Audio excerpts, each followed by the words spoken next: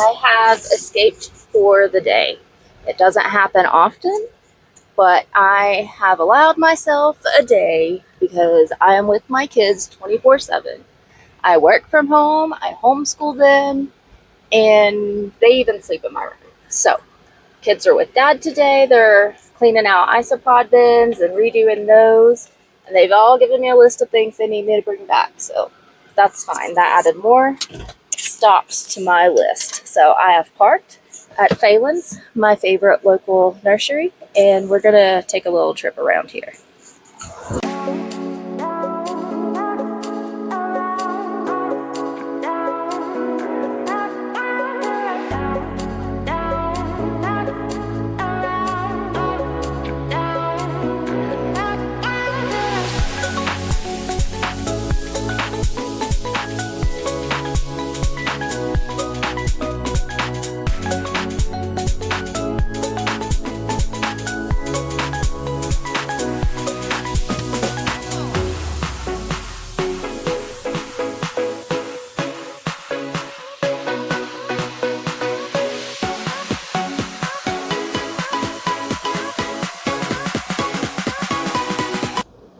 Look at this, y'all. The curly cactus of the phylum has a berry on it.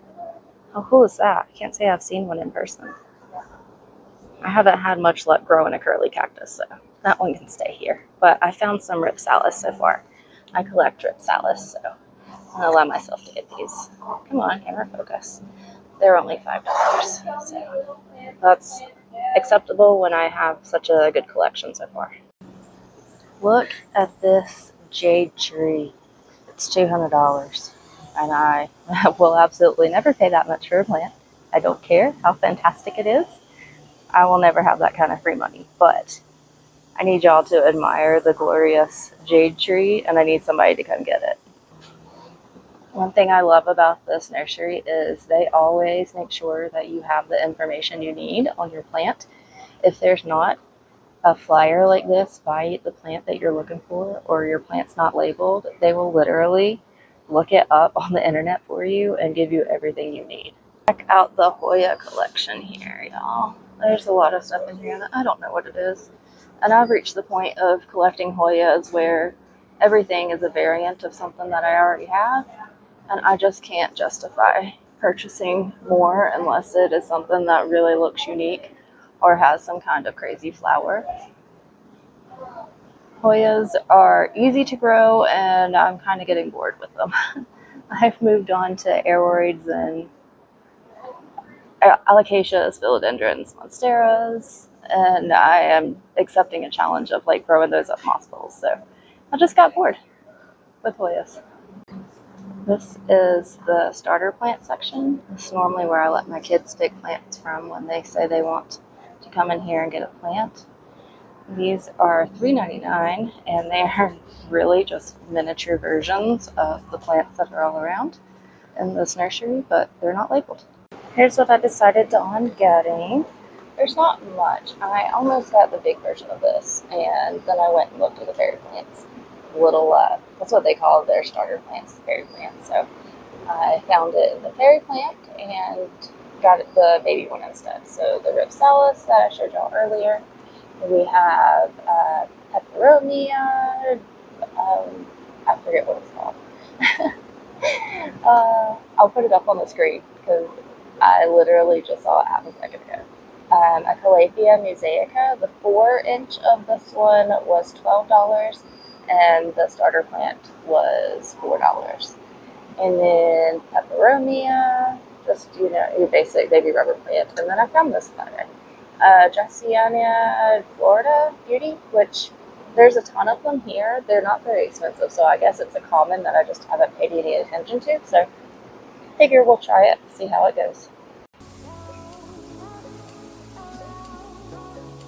It's a massive outside section here for all the perennials. I have shown y'all a very small fraction of the plants they have here. There's like a lot of cacti out for succulents. The bulk of this nursery is outdoor perennial type plants, but the inside greenhouse is where all the houseplants are, and they have the best in town as far as like quality and price. There are some bug outbreaks, but they do everything natural here because they have bees, but it's cool. Here are their bees and me, the reflection. They have a little tube that goes outside so they can go and visit all the flowers and stuff. And then they can come in and this is their hive. It's a really cool situation. They sell their honey. We've got some beneficial bugs, ladybugs and lacewings, things like that. And then here is their honey. So this Lockhart Farms comes in, mans their hive. But yeah, it's really cool. So I don't mind the occasional pest. We have these bees and that's cool. Well, I made it to my plant pickup spot. Several of the local plant groups do like a Wish Wednesday, and one of my wishes was a silver striped philo, and I got one. I just had to drive 30 minutes to get it, but I'm very excited to get that home and get it rooted and up on a moss pole. My next stop is probably going to be Grow Generation. They've changed their name a few times. It used to be Grow Warehouse, but I need to pick up some leca for my semi-hydro, and then I need to go to Lowe's and get some more moss to make my moss poles. And then I have to go pick up meds at Walgreens, make a stop to get soda for my husband. I will probably pop on while I'm at Lowe's, though, and maybe the Grow Generation. I don't know. I'm hoping just to run in there and get out quick because it's not a place I love walking around. It's very warehousey, so I'll check in later. I'm headed over to Lowe's now. I'm driving on the back street, so don't worry about that. There's no traffic out here.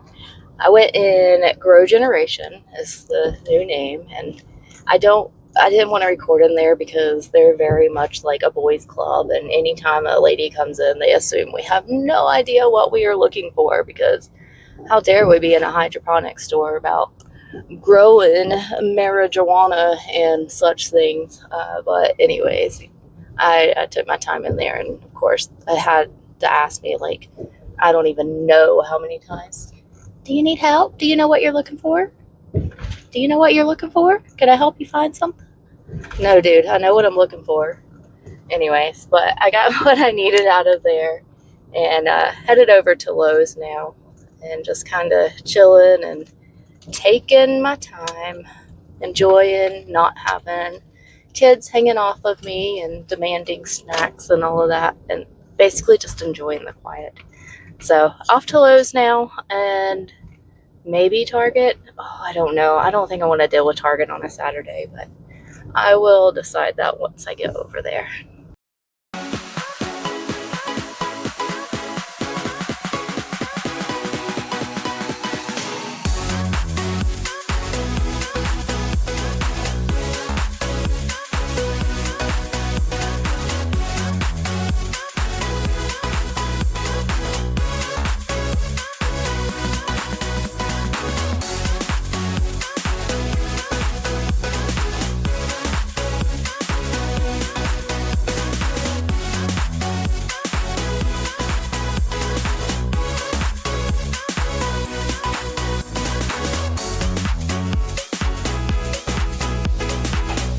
Of course, as soon as I walk in here, clearance plants. I love these begonias. I think they call them tiger begonias. They're easy. There are well-thinned sansevierias in here. I can't tell how much they are because they're buried in there. But these other sansevierias that they are with are $30. So yeah, they're the same pot, probably the same price. I already have plenty of well-thinned, so. Lots of variegated chapeleras. They are $23. And look at this ginormous calathea. Can you imagine acclimating that to a house environment in Colorado? Like, it's gonna die. I'm always on the lookout for clear bins with clear lids. They're hard to find.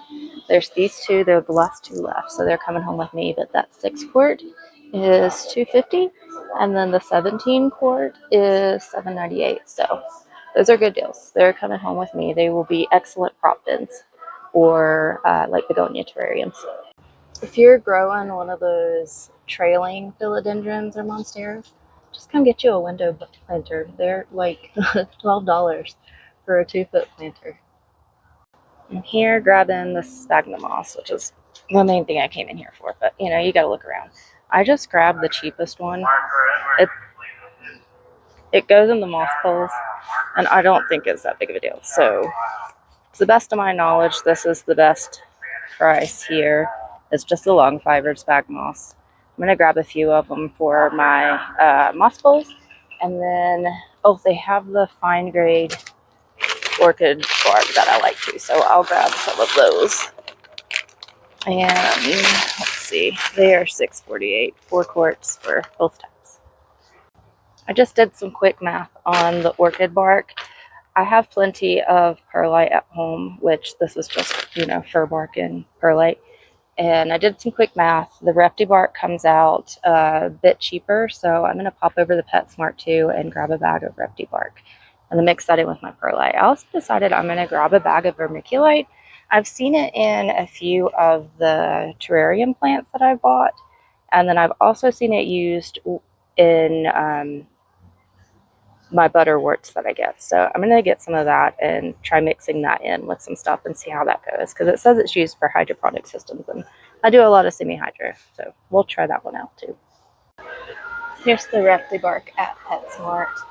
So it's 10 quarts for $14.99 or 24 quarts for $29.99. I'm going to get this one. It comes out to like $1.24, $25 for per quart. So it's the best price compared to the orchid bark and then the smaller bag of Repti bark.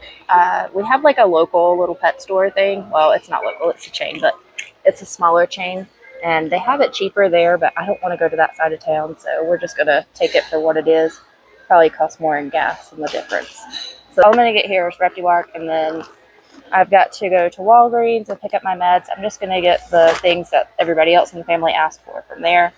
Then I have to go pick up some Tubi supplies for my daughter, and I can finally go home and feed myself because I'm starting to get a little shaky. Here's my little plant haul from my outing today. All the plants I showed y'all from Phelan's. And then my silver stripe that I picked up. I have started soaking my moss so I can make some more moss poles tomorrow. I also have this box of plants from Wishlist Plants on Etsy that I have to get potted up. These came in late last night, so I didn't bother doing an unboxing, but got to deal with that. I will pop out to the garage and show y'all the soil amendments that I got.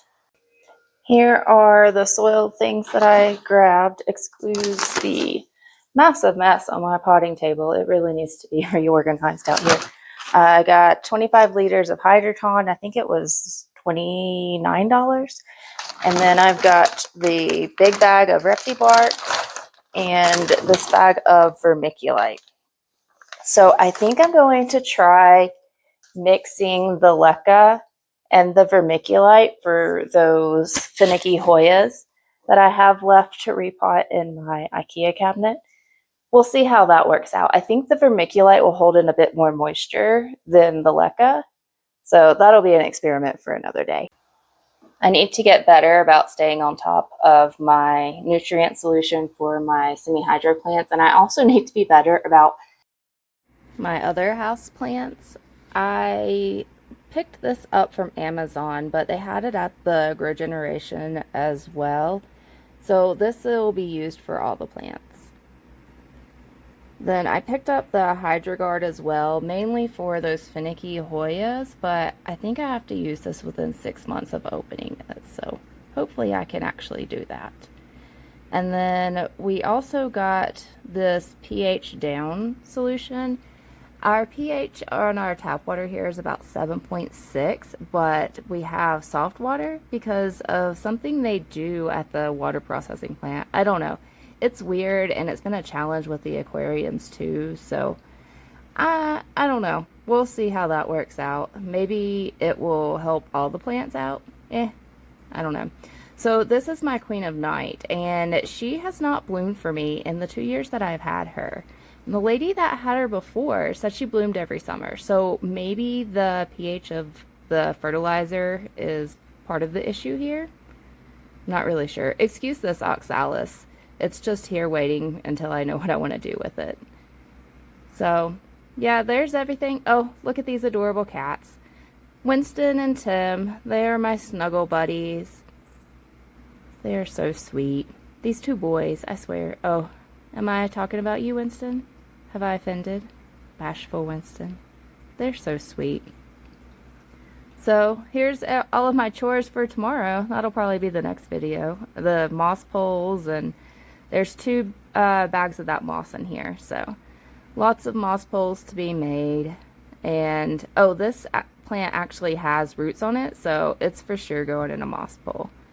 And I think I'm gonna maybe do semi-hydro with some of these plants. Probably not this little peperomia though. Yeah, I don't know. Ripsalis? Maybe. I haven't tried it yet. These guys, some of them probably. I don't know. I would need to do better with semi-hydro around the house, but I like clear pots, and I just don't have many big clear pots to put things in. And when I do put them in clear pots, and they are near the windows, they get algae-fied very quickly. And then I end up losing plants like this begonia over here. I had it in a lovely glass vase with the leca, and pretty quickly it got algaed and I lost most of the plant. And I've had to get cuttings from other people. So yeah, it's a challenge. I want to do more, but at the same time, it's hard, and if I don't have a clear pot, I forget to water it. So IKEA cabinet plants might be the next video. Oh, here's Tim. Cute Tim. Goodbye.